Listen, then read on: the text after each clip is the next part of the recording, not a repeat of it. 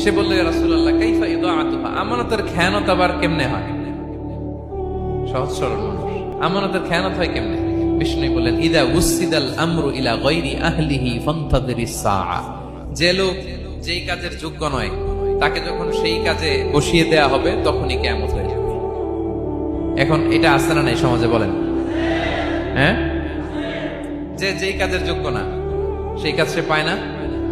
সবাই বলেন তো, যে যেই চেয়ারে বসার যোগ্যতা রাখে না ওই চেয়ারে সে বসে কি বসে না? নেতা হওয়ার যোগ্যতা নাই, নেতা হয়ে গেছে। পদের যোগ্যতা নাই, পদ পেয়ে গেছে।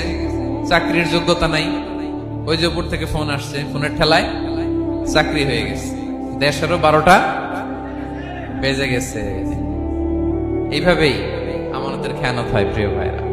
لا لا لا نحتاج المال كي نزداد